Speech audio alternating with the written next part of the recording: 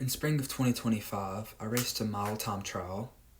It was supposed to be just easy, but turns out I raced it, and the way that race went changed the trajectory of my life forever and how I viewed myself and others. So stay tuned to see how it changed my life and the life lessons I learned along the way that are very valuable.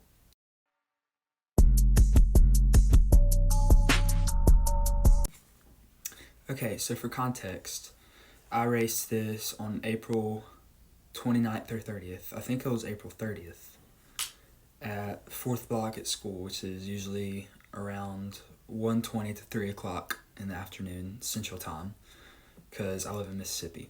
So I was racing this with my team, and it was just supposed to be an easy tryout, but me and my teammate Gavin, which his YouTube I'll link up here, we raced it. We decided to race it. We're shooting for 4:45, but what happened really didn't go as planned.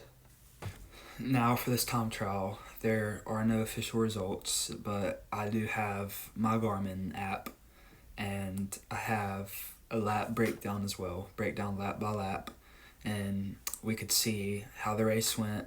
I could deeply analyze it myself, and we could really see what went wrong and what went right, because we had planned to go 4:45 mile pace, and our target splits were 69, 72, 73, and 68, which really didn't go too well. So as we break down the race, we got out really hard. We got out in, hold up, I have a sheet right here. So, alright, we got out our first 200, so our first half lap, for those that are not runners, was a 33 second in the first half lap, which is an eighth of a mile.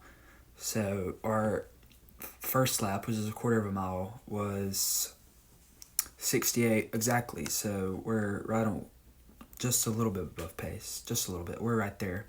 So our second lap, of course, so that was a tough first lap, of course, but we dialed it back a lot. 73 second lap was our second lap, and come through the 800, I was at 2:21, and my teammate and my best friend Micah Vivian was right behind me. We're neck and neck. We're both just cruising right then.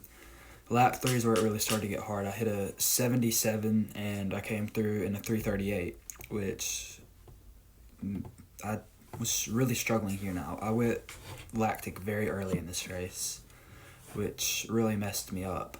But on the fourth lap, I really dug deep, knowing how bad I wanted what I had, and I ran 73 on the last lap, which is just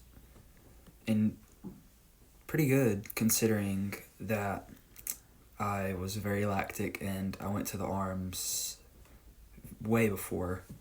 So it was incredible, in my opinion, how I was able to close down, because Micah fell off just a little bit with 200 left, and he was cheering me on.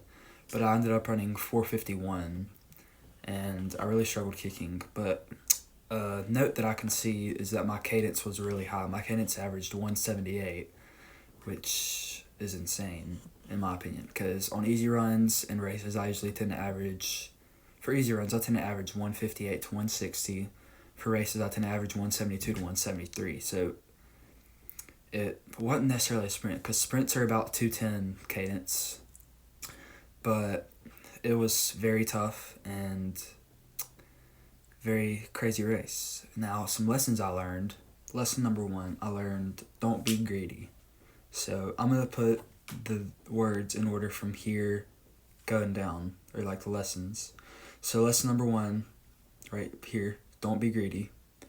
Lesson number 2, take what you can get. So pretty much number 1, but more conservative.